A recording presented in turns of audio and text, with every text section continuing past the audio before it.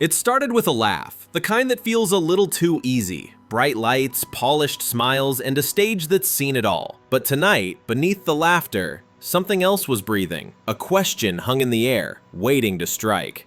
Kevin rolled on a crisp New York evening. The Late Show studio was electric, a blur of applause and anticipation. Robert Downey Jr., Hollywood's phoenix, the man who had fallen, burned, and risen higher than ever, was back in the guest chair. His charm was effortless, the kind that disarmed audiences before they even realized it. The host, Stephen Colbert, leaned forward with that trademark smirk, the kind that promised warmth and mischief. "Robert," he began, laughter bubbling beneath his words, "you've had one of the wildest comebacks in Hollywood history. Iron Man, Oppenheimer, the awards, the redemption arc. Tell me, how does it really feel to be the man everyone calls invincible?" Downey's grin was subtle, his eyes reflective. He tilted his head slightly. "Invincible?" he repeated softly. "No one's invincible, Stephen. We just learn how to wear the armor." The crowd laughed. It was an easy moment, the kind that fills a studio with safety. But if you looked close enough, you could see it. The flicker. A faint shadow behind those iron eyes. The show went on, flowing through jokes about Hollywood, old habits, and the past that everyone pretends they've forgotten. But the energy, it wasn't quite the same. The applause hit differently. The laughter came a beat too late, and Stephen Colbert, he noticed. Shells his cards, eyes darting, searching for the next question. The one his producers told him would go viral. The one Robert's publicist had warned him not to ask. "Robert," he said, his voice lowering, "do you ever think about the man you used to be?" The words landed like a stone in still water. The audience didn't understand, not yet, but Downey's expression froze. His jaw shifted. His fingers tightened against the armrest, almost imperceptibly. For a split second, the stage lights seemed too bright.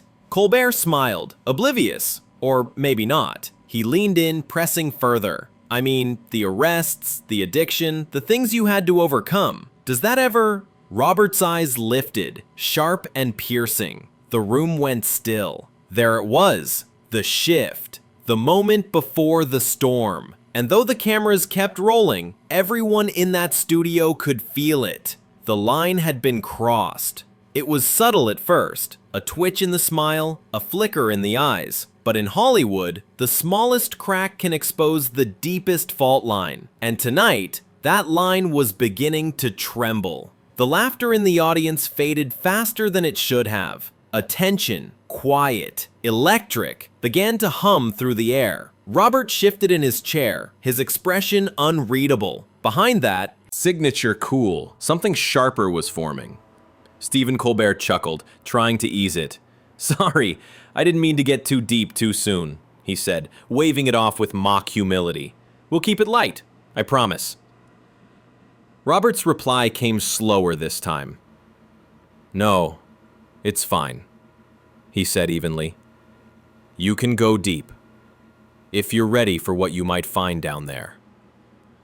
Turbulence laughed nervously, unsure if they should. Colbert smiled, but his eyes flickered with curiosity. He smelled a moment, the kind of unpredictable energy late-night producers live for. "So you don't mind talking about it?" Stephen pressed, voice light, but tone sharp. Robert leaned back. "Depends," he said. "Are we talking about the past, or are we trying to revisit it?" A murmur ran through the audience, quiet confusion mixed with curiosity. The camera operator zoomed in, catching that look, part defiance, part warning. Colbert's cue cards shifted in his hands. He hesitated just a heartbeat. Then, he made the mistake of choosing curiosity over caution. "You've said before," Stephen began, flipping through his notes, "that the old Robert, the one from before the comeback, still lives somewhere inside you. Is that true? Do you ever feel like he could come back?"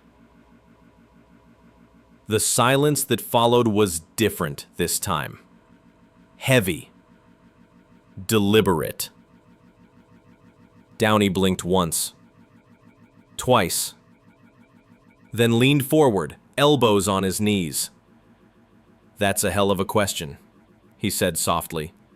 Colbert smiled, relieved that the line had landed, but Robert's tone wasn't amused.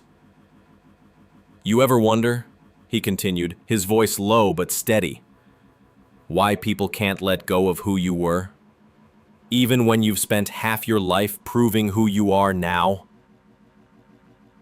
Selfish didn't clap. They didn't know if they should.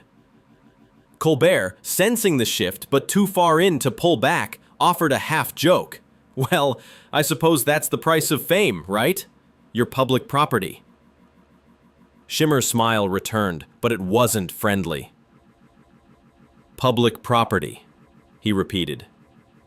That's one way to put it. He leaned back, eyes narrowing slightly. Tell me, Stephen, you ever feel like people only want to see the cracks, not the man who filled them in? The host laughed awkwardly. I'm a comedian, Robert. I make a living off the cracks. Robert's gaze didn't soften. Yeah, he said, and some people make a living reopening them. The studio was silent now. The audience, the crew, everyone watching the tension unfold like a slow-motion car crash.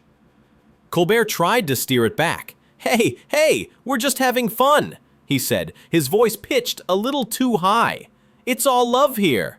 Robert looked down at his hands, then back up with that half smile again, but the warmth was gone. Yeah, he said quietly.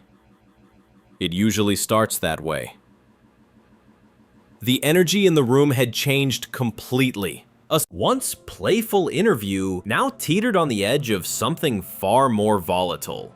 In the control room, the producer whispered to the floor manager, "Do not cut. Keep rolling."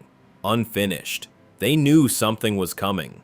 And so did Robert. Every question has a breaking point. And Colbert was about to find his. ChatGPT said, and then it happened. The shift. The crack that split the stage open. The question that wasn't supposed to be asked, but was. Stephen Colbert shuffled his cards again, buying time. The room was thick with anticipation, that uneasy cocktail of admiration and danger. You could feel it in the silence, the kind that feels alive, like it's waiting to see who breaks first. So, Robert, Stephen began, smiling that polished TV smile. You've talked about recovery, resilience, and how your past doesn't define you. But let's be real, if it hadn't been for Marvel, would we even be talking to this Robert Downey Jr. right now? The audience gasped, a quiet, collective inhale, and Robert froze. His eyes locked on Colbert, unblinking. A long beat. Then, a small, almost imperceptible laugh. You really want to go there? He asked, the charm still in his tone, but the temperature dropping fast. Colbert chuckled awkwardly. It's just a question. I mean, Iron Man did save your career, right? Downey leaned forward slowly, elbows on his knees, his voice a low growl masked by composure. Let me ask you something. When you were starting out, when nobody knew who you were, did you have someone sitting across from you telling you you'd be nothing without one lucky break? Colbert blinked, caught off guard. Well, No, really, Robert continued, his words slicing through the studio air. Did anyone ever tell you that your talent, your work, your entire second chance at life was just a product of timing? The audience was silent. Even the lights seemed to hum quieter. Colbert shifted uncomfortably in his chair. Look, Robert, I didn't mean it that way. I'm just saying Marvel gave you... Marvel didn't give me anything, Downey interrupted, his tone calm but sharp enough to cut glass. I earned that role. I rebuilt my life from the ground up. You think the studio was knocking on my door when I was in a cell? You think anyone believed in me back then? The words hung heavy in the air. No laughter now. No applause. Just the sound of truth, raw and electric. Robert's eyes darted toward the audience.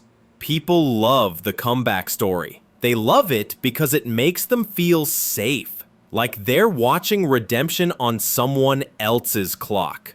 But what they don't see is the price. He paused, long enough for the silence to ache. Colbert's smile faltered. He was out of jokes, out of cards.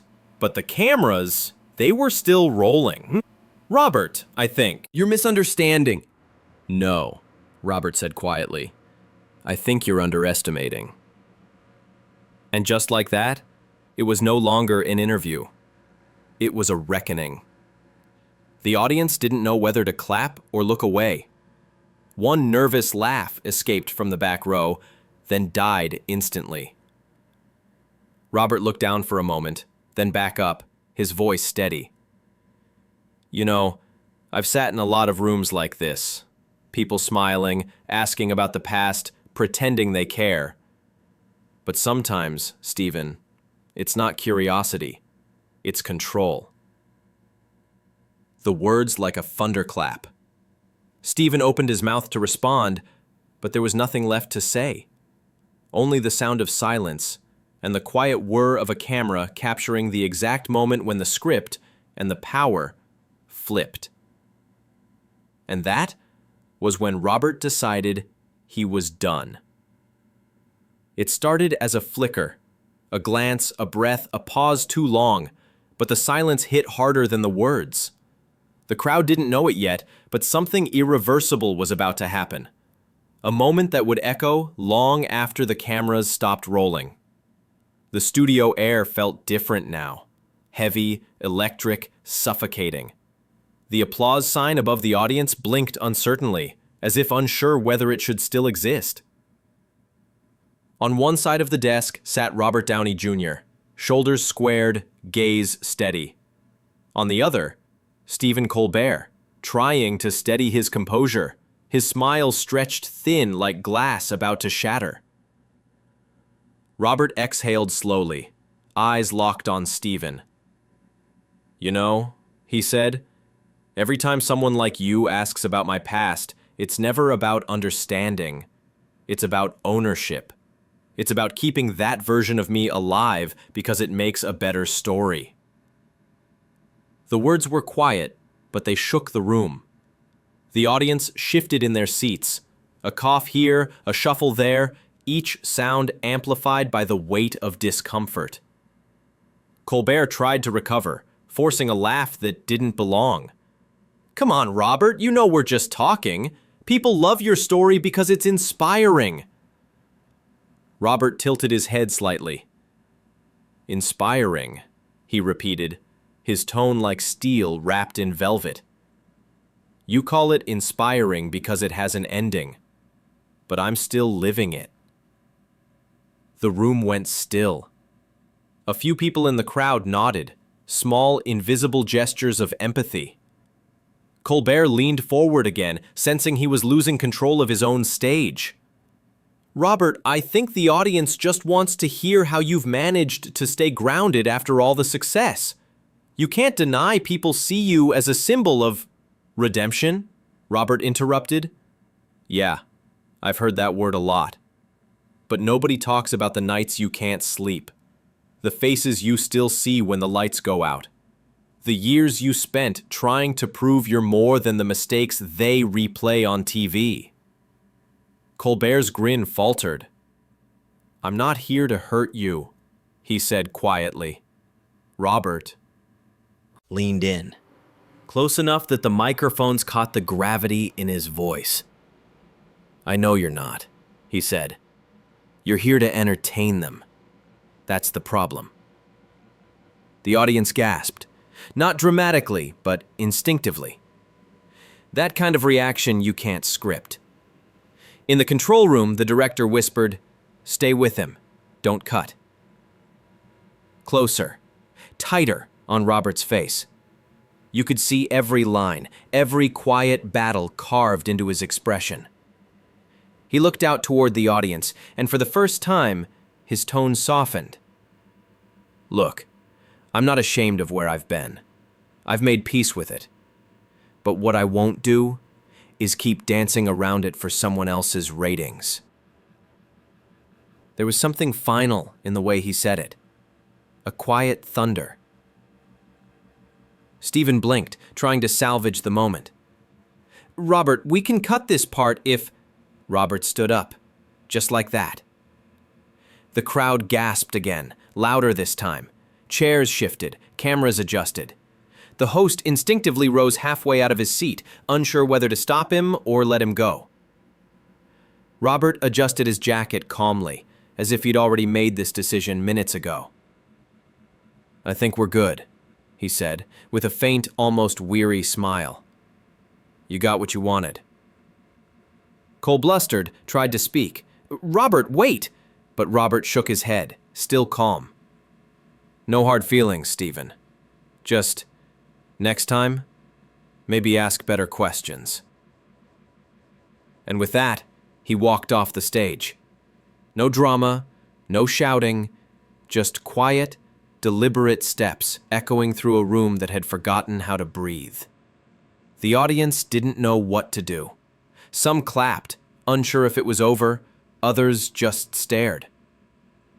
Colbert stood frozen, hands on his desk, his face caught somewhere between shock and regret.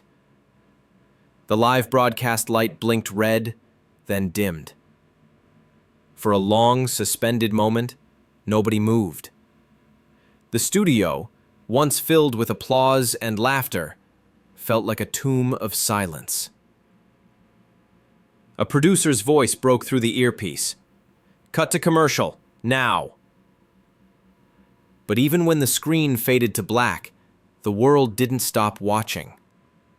Because moments like this, unscripted, raw, real, are the ones that never truly end. Outside the studio, cameras flashed like lightning.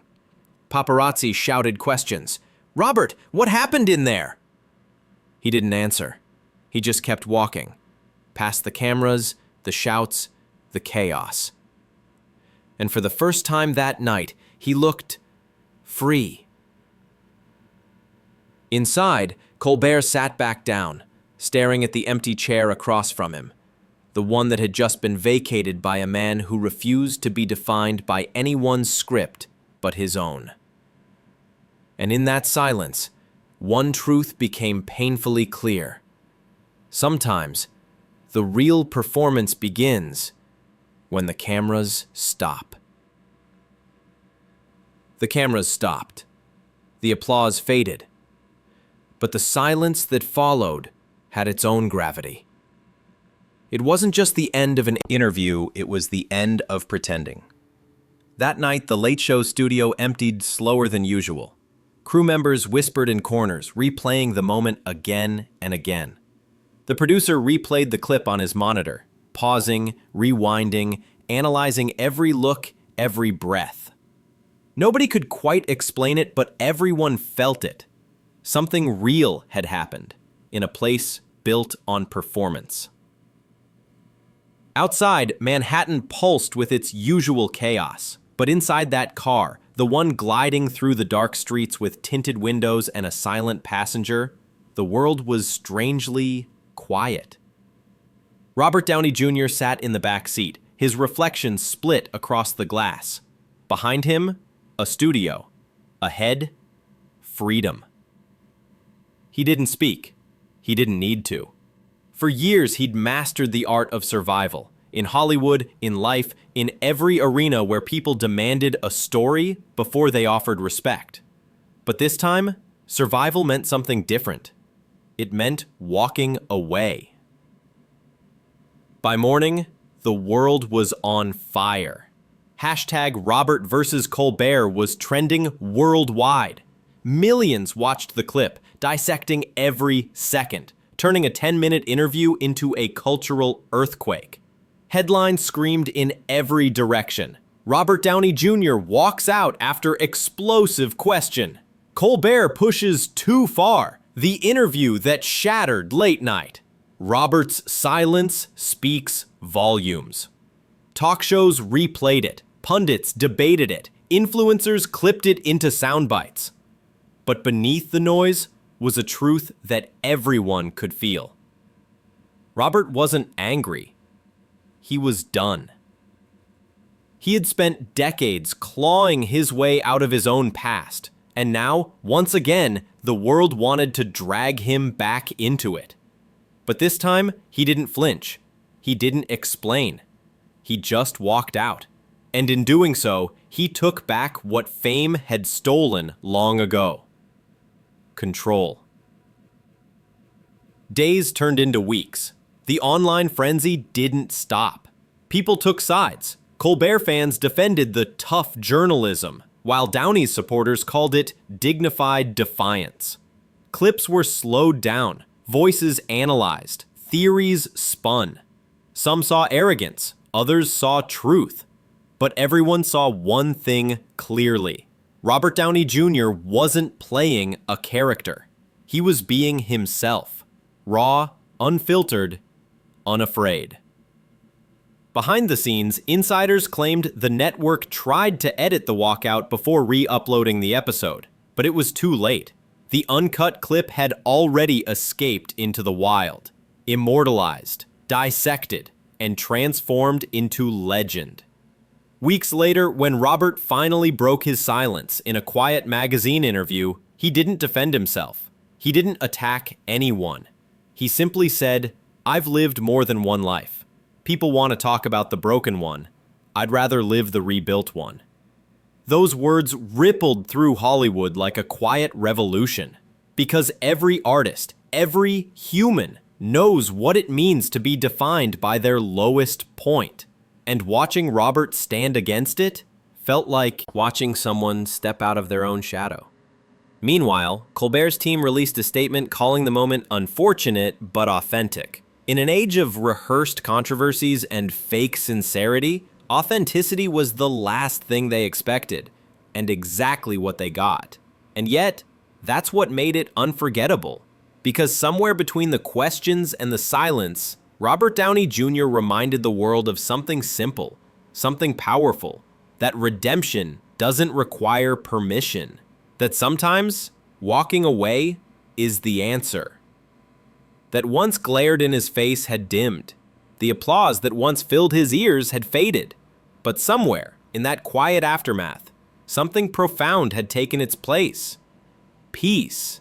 And that peace, for a man who once lived in chaos, was worth more than all the fame, all the cameras, and all the interviews in the world. He didn't walk out because he was angry. He walked out because he finally knew his worth. And that, more than any blockbuster, any award, any headline, was the real ending to Robert Downey Jr.'s story. And this wasn't about Iron Man. It wasn't about Marvel, or fame, or scandal. It was about a man reclaiming his humanity in front of millions. And as the internet debated, as fans defended, as critics dissected, one undeniable truth lingered like smoke after a fire. Sometimes, silence is louder than applause. Sometimes, dignity is the most explosive response of all. Because stories like this remind us that beneath the headlines, beneath the flash and fury, there's something real, a heartbeat. If this story pulled you in, if you felt that silence, that defiance, that human truth, then don't just scroll past it. Hit that like button to keep this story alive. Subscribe to the channel for more cinematic deep dives, more moments the media tried to bury, and more untold truths about the people we think we know. Because in a world full of noise, we tell the stories that matter. Like, subscribe, share, and join us where the lights fade, but the story never ends.